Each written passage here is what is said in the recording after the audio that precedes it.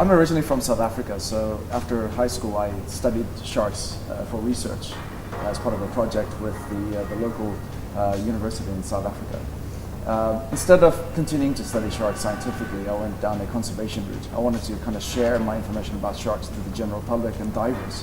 So as a diving instructor, teaching people about diving a shark and leading diving safaris led to doing a lot more conservation work here in Asia.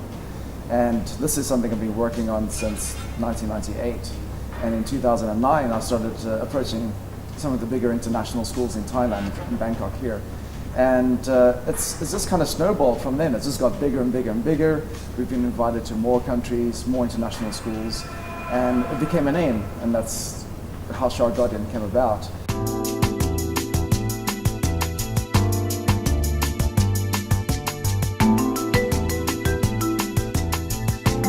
All right, first of all, like I said, my name is Brendon. I'm originally from South Africa. These are the white sharks right in front of our ocean. We mainly go around all these different countries, telling people about sharks, just like Brendon. And we just decided to share our knowledge. I became involved in Shark Guardian about 4 years ago. I'm also a scuba diving instructor. So I met Brendon, first saw his presentation, wanted to know more, and things have evolved from there really. So yeah, we were running a resort in Indonesia last year, so working in diving, and we were doing the presentation on a regular basis, and people were suggesting, why don't you go to this country, we can get you in here. So we said in February we'd just commit ourselves to this full time to see where it led. And since then we've presented to probably 16,000 people. Yeah, just been on a roll, and we made it an official charity in July to get a little bit more recognition. I think since February we've been to visit 8 international schools in Hong Kong, been to Indonesia, Bali, the Gili Islands, Lambangan. We did Thailand first, we did 13 schools in Thailand there, and since then we've done about 4 or 5 follow-up visits and projects. Not quite that many, some at the back, yes. Yeah. Really cool mechanism to actually grab the fish. Now look at this shark. Look at its jaw. You see it kind of come out. We spend a lot of time talking to a lot of teachers about what kind of information have the kids already have before we come in. So we'll ask, have they done a syllabus on oceans already, or have they done elements of marine science in school already? So we kind of ask a little bit of information before we get there, so we can build on top of that.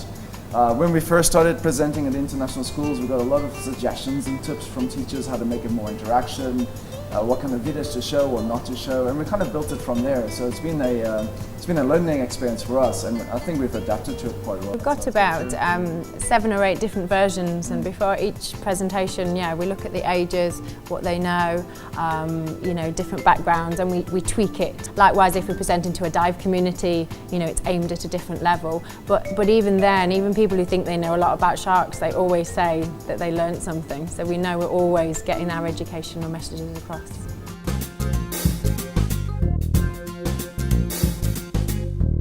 Sometimes people don't realise that's what they're eating. So now you'll be able to say, what soup is that?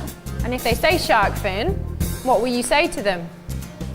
No, thank you. Yeah, that's it. Part of our goals and objectives is to network with other organizations and kind of work collectively on the same goals.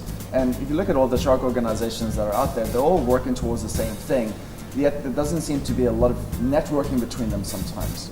So what we've done is, in some cases, we've actually approached them and said, you know, how can we help support your campaigns through us with our own projects?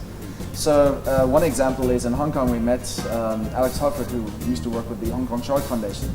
We linked up with him when we went to Hong Kong to do our presentations there. Here in Thailand, we've collaborated a little bit with the Fin Free Thailand group, who work directly with hotels and restaurants to get shark fin off their menus and therefore recognized. So we've done a few projects with them and some of the schools. So we do network with them. There's another small organization in Khao Lak in Thailand that have a campaign that's called Get Sharks Off the Hook, and that's to recognize local restaurants who don't serve shark fin or shark steak, and we try support their campaign through volunteers through us. We're currently looking for like more corporate sponsors to kind of sponsor what we do at international schools and tours. One of the things we have coming up is to go to Dubai, to go visit quite a few of the international schools there, and also the diving community there. And hopefully that can get sponsored to make it happen. It's kind of been a little bit out of control that we just decided to commit ourselves to this, and we've been selling t-shirts and wristbands and relying on donations to allow us to do what we've been doing. I'm also a physiotherapist. Brendon is a course director, so teaches people to become instructors. So we're doing a little bit of that. So when I go back to the UK, I work as a physiotherapist. Brendon works in a few different countries as a course director, so it puts a little bit of money in the bank. But, as I say, most of our time for the last 6 months has been occupied with Shark Guardian, and we just believe we can make that foundation and really make a strong organisation, you know, a strong grounding, that with time it will become something bigger, that maybe somebody will sponsor us or we'll get bigger funds so we can take it on to another level. So we met in 2009. I first went travelling in 2007 and got very much into diving. 2008 did my dive master and instructor course in Thailand, and it was the end of that year I met Brendon. So going back to England, getting back into physio full time just didn't end up happening. It's funny how your paths change, and now, you know, we're doing something that we're passionate about, so it's brilliant.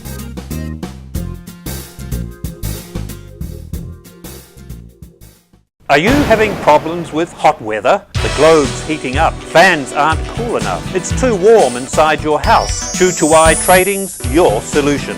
We provide cooling systems with high standard installation techniques by qualified engineers. Cool your house by calling 086 470 2026.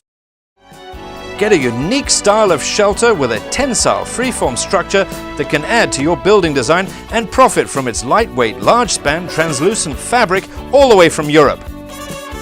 Contact Window Design and Awning Company on Chow Phar Road, Phuket, or telephone 089 724 6914.